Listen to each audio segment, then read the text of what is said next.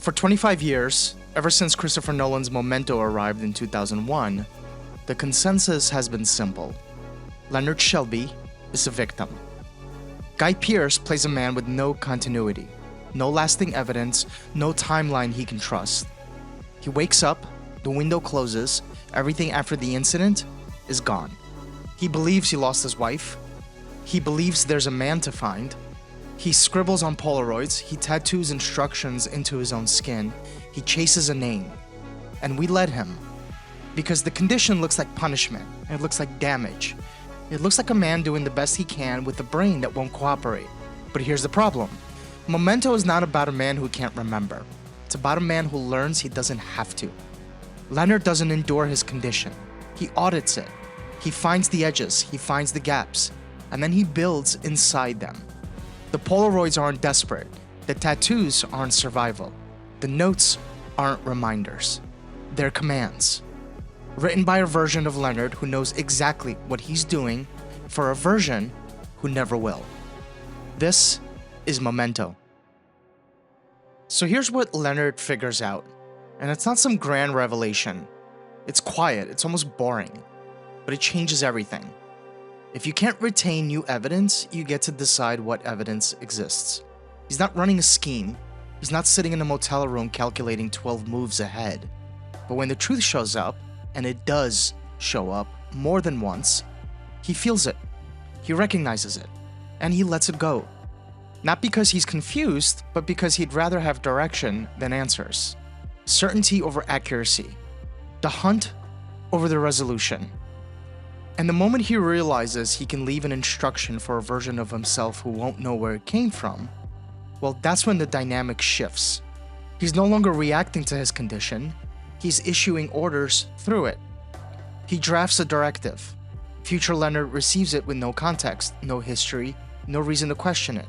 Just a Polaroid, just a note, or a tattoo that says, "This is what's true." Now think about how familiar that sounds. We scroll feeds that reinforce what we already believe. We surround ourselves with evidence we selected last week, last month, maybe even last year. We don't seek truth, we seek the version of reality we're already committed to. And it feels like clarity, it feels like knowing, and it feels like peace. Leonard isn't an anomaly, he's early. Memento is not about the tragedy of forgetting your past. It's about discovering you can engineer your future. Not by erasing what happened, but by choosing what survives. Memento is based on a short story written by Jonathan Nolan and adapted into a screenplay that won the Waldo Salt Screenwriting Award at Sundance in 2001. The film gives us Leonard Shelby, former insurance investigator, a man whose job was to detect fraud and to separate real damage from performed damage. That detail matters. That's not just backstory, that's infrastructure. During a home invasion, his wife is attacked. Leonard suffers a head injury. The result? Amnesia. The same condition documented in the famous case of patient H.M. Henry Molaison, the man who could recall his entire past, but couldn't hold on to the present. What's damaged isn't short-term memory. Leonard can hold a conversation, follow a thought, execute a plan inside the window. What's gone is the transfer. His working memory functions, but long-term encoding doesn't. Leonard retains everything before the incident. He can't form new lasting evidence. Every few minutes the window resets. Context disappears, continuity collapses. He's left with whatever's in front of him and whatever he wrote down before the window closed. So he builds a system. Around him orbit people who exploit the gaps. Natalie, played by Carrie-Anne Moss, who feeds him curated evidence of her own purposes, and Teddy, who steers him towards targets that serve different agendas entirely. But Leonard doesn't see handlers. He sees case files, he sees inputs, and he processes them inside a sun-bleached Los Angeles that Newmarket Films renders as a city with no landmarks, but rather just motels, diners, and parking lots. A geography as featureless as Leonard's timeline. Polaroids with handwritten captions, notes on scraps of paper, tattoos permanent, unerasable, inked into skin so deep that no reset can touch them. And this is where most people stop thinking. They see the tattoos and think survival. They see the Polaroids and think coping. I see the notes and think a man trying desperately to hold his life together. But Leonard was an insurance investigator. He knows how systems work. He knows how evidence is structured. And he applies every bit of that training not to finding truth, but to building a pipeline that produces a predetermined result. The tattoos aren't reminders, they're directives. The Polaroids aren't snapshots, they're case files. The notes aren't scattered thoughts. They're operational commands issued by a supervisor who will never be present for the execution. These tools aren't how Leonard survives his condition, they're how he weaponizes it. Now we get to the core of the machine. There's a scene near the end of the film, which, because of the reverse structure, is really the beginning of Leonard's current cycle.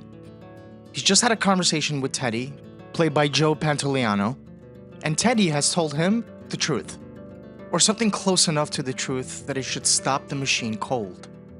Your wife survived the attack. You've already killed the real John G. You've done this before.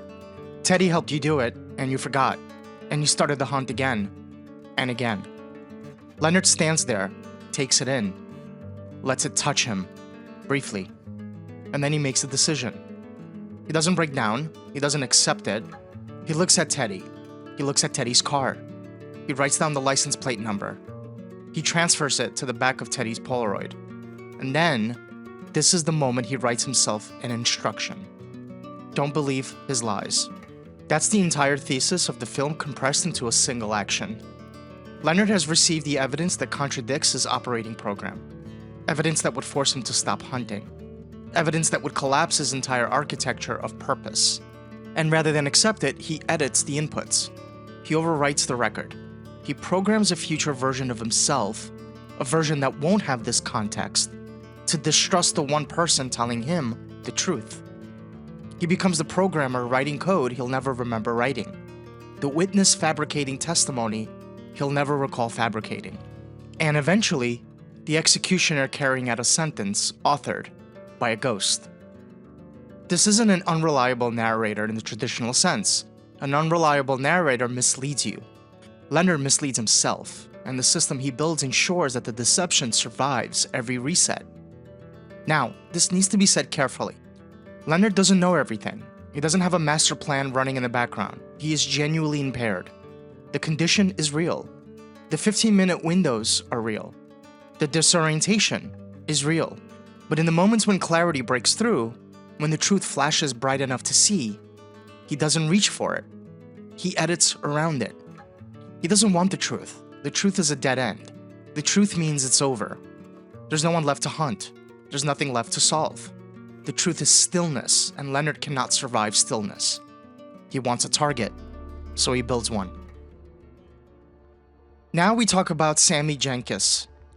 Leonard tells Sammy's story like it's a case file, a cautionary tale from his insurance days about another man with the same condition, a man who couldn't form new evidence, and whose wife paid the price.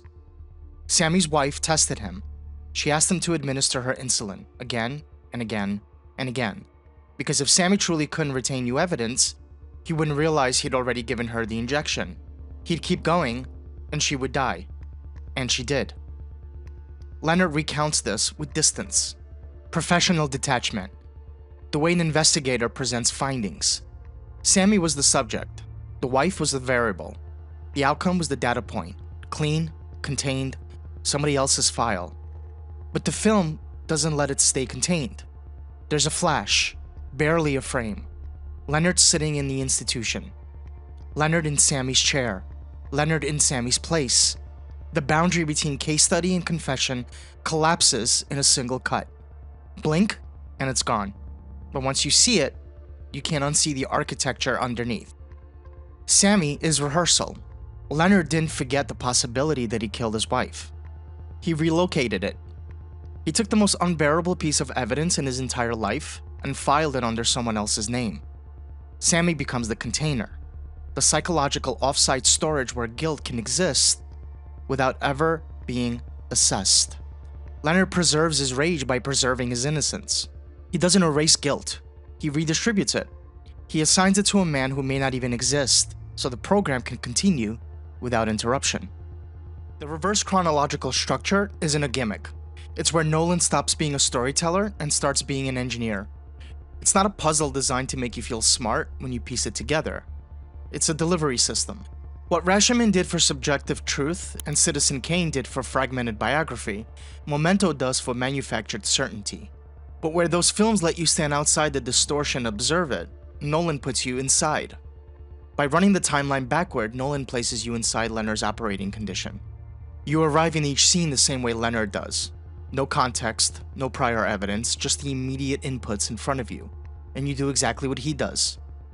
We look at the Polaroids, you read the notes, you trust the tattoos. You form a conclusion based on the evidence available, and you feel certain.